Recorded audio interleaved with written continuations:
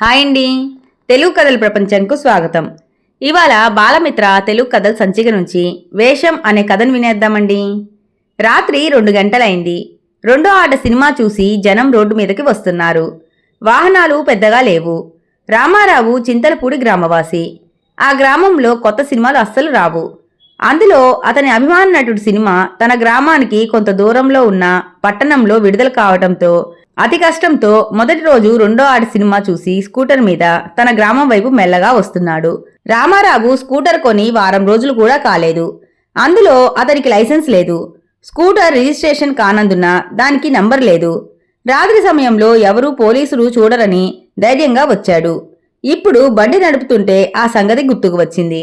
భయంతో, దేవుడా, ఈ రాత్రి నా గ్రామం చేరే వరకు ఏ పోలీసు అడ్డగించకుండా చూడు, రేపు నీకు కొబ్బరికాయ కొడతాను అని మనసులో వేడుకున్నాడు.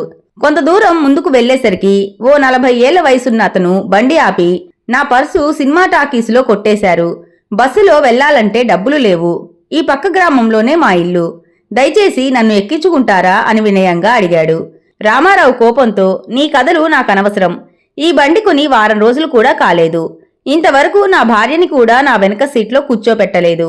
నీలాంటి గొట్టంగాడిని కూర్చోనిస్తానా? వెళ్ళు వెళ్ళు అంటూ అతని ముఖం చూడకుండా వెళ్లిపోయాడు.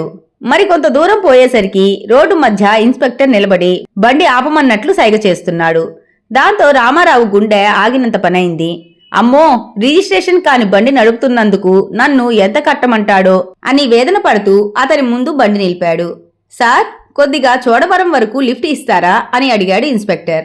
ఎస్, విత్ ప్లెజర్ అని రామారావు అనడంతో ఆయన బండి మీద కూర్చున్నారు. బండి కదిలిన వెంటనే, మీరు ఎంతవరకు వెళ్తున్నారు అని ఇన్స్పెక్టర్ అడిగాడు. చింతలపూడి గ్రామం అన్నాడు రామారావు. స్కూటర్ కొత్తదిగా ఉంది, ఎంతకి కొన్నారు అని అడిగాడు ఇన్స్పెక్టర్. ఆ మాట రామారావుకి నీ జేబులో ఎంత ఉంది అన్నట్లు అనిపించింది. పైకి ఏదో చెప్పాడు గాని మనసులో, దేవుడా, ఈ ఇన్స్పెక్టర్ నా స్కూటర్ లైసెన్స్ గురించి అడగకూడదు. చోడవరం వచ్చే వరకు అతను నాతో మాట్లాడకుండా ఉండాలి అనుకున్నాడు.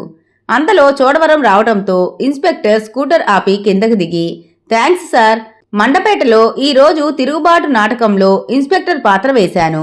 మేకప్ డ్రెస్ తీయడానికి సమయం లేనందున ఇలాగే బయలుదేరాను. కొంపదీసి మీరు నన్ను నిజమైన ఇన్స్పెక్టర్ అనుకున్నారా అంటూ నవ్వాడు. రామారావు హేళనగా నవ్వుతూ, లేదులే సార్ అంటూ గుండె నిండా ఊపిరి పీల్చుకొని తనని తాను తిట్టుకుంటూ స్కూటర్ ముందుకు నడిపాడు. ఇంతటితో కథ కంచికి మనం ఇంటికి. ఈ కథ గనక మీకు నచ్చినట్లయితే లైక్ చేసి, షేర్ చేసి, కామెంట్ చేసి మన ఛానల్కి సపోర్ట్ చేసేయండి ఫ్రెండ్స్. ఇంకా ఉంటానండి. By by.